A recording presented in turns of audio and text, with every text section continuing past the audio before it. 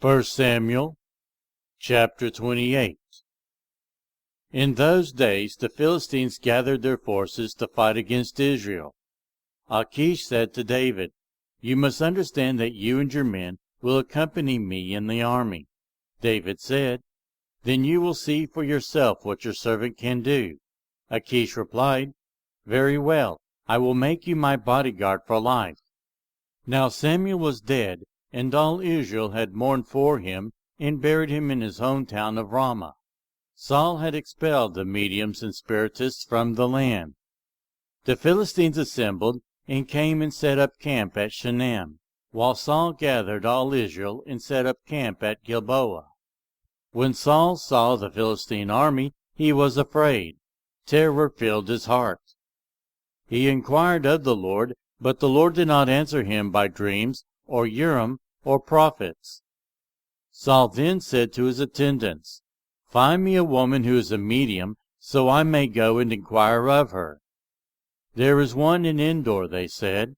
So Saul disguised himself, putting on other clothes, and at night he and 2 men went to the woman.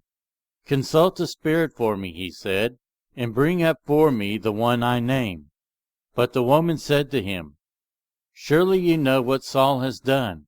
He has cut off the mediums and spiritists from the land. Why have you set a trap for my life to bring about my death?"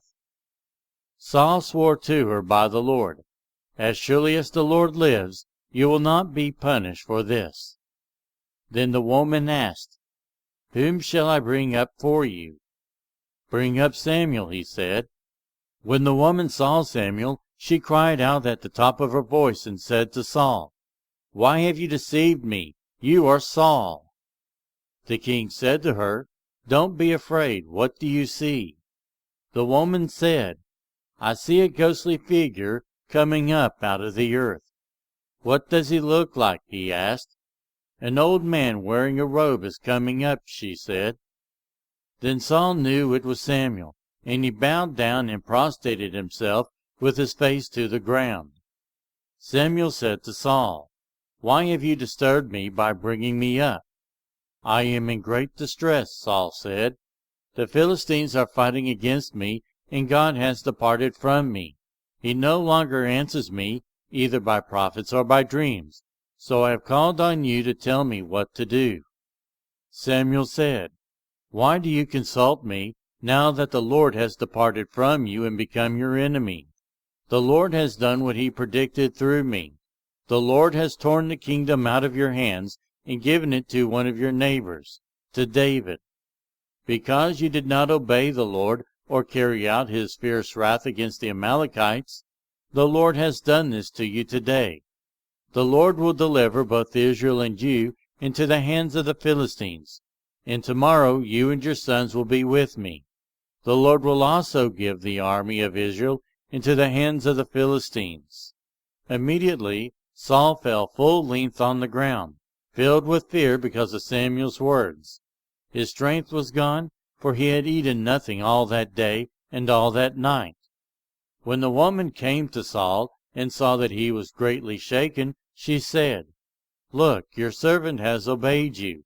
I took my life in my hands, and you did what you told me to do. Now please listen to your servant, and let me give you some food so you may eat and have the strength to go on your way." He refused and said, "I will not eat." But his men joined the woman in urging him, and he listened to them. He got up from the ground and sat on the couch. The woman had a fattened calf at the house, which he butchered at once. She took some flour, kneaded it, and baked bread without yeast. Then she set it before Saul and his men, and they ate. That same night they got up and left.